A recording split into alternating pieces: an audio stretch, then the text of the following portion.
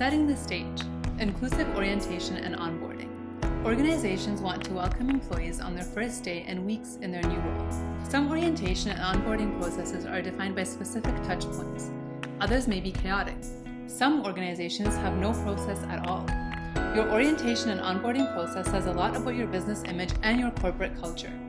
This video aims to explore how to transform your orientation and onboarding process in order to be inclusive. Module outcomes. In this module, we will discuss the trials and tribulations of orientation and onboarding for new hires, describe inclusive orientation and onboarding, and help you produce an inclusive orientation and onboarding policy based on suggested guidelines.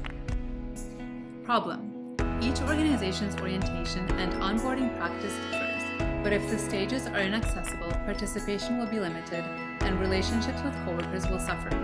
Inaccessible orientation and onboarding can also lead to legal issues, as many requirements for accessibility are legislated. Rationale.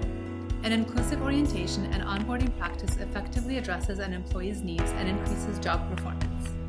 Each stage of the process is accessible and happens over a period of time. As this is the case for all employees, the inclusion of a person who is experiencing a disability is much easier in a positive and welcoming environment.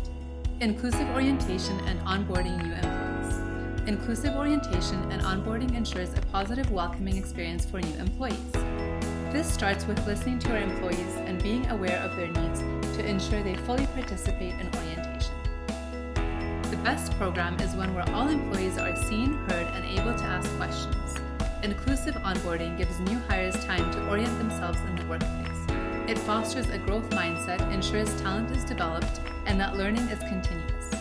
Materials are also available in different formats. Designing inclusive orientation and onboarding. Design your inclusive orientation and onboarding for a diverse workforce over a period of a few weeks. You'll want to ensure you receive feedback from your new hire so you can gauge how to make adjustments.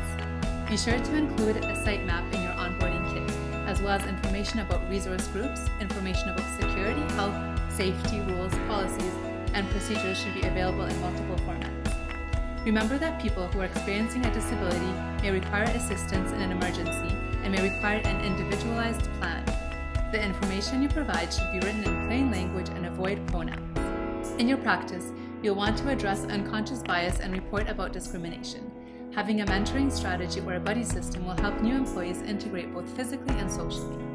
You will need to consider any obligations of unionized workplaces and provincial regulations as you craft your processes. Creating an inclusive orientation and onboarding policy.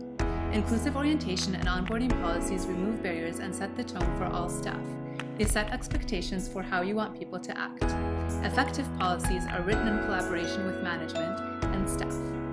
Your policy must adhere to relevant legislation, human rights requirements, and your organization's rules for inclusive communications. When creating your policy, craft a statement to show your commitment to accessibility and make it publicly available. It is important for you to review your current practices as you develop your policy. Identify any challenges and state the changes you need to make. When writing your policy, you need to state the purpose of your policy, who will be responsible for administering it, and its effective date. Your policy should include a list of actions that you want your employees to take. Don't forget, your policy needs to be added to your larger training and orientation policy. Example of an inclusive orientation and onboarding policy. This organization will make every effort to provide a respectful welcome to all new employees.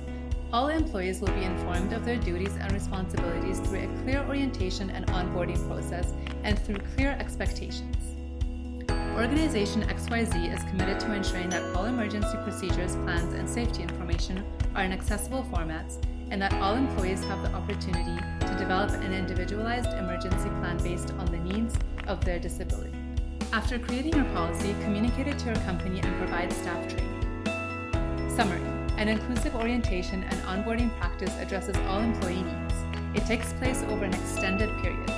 Employers and managers must listen to and understand the needs of new hires and develop the orientation accordingly. The orientation kit may include resources, individualized plans, and resources. Materials are written in plain language, avoid the use of pronouns, and are available in multiple accessible formats.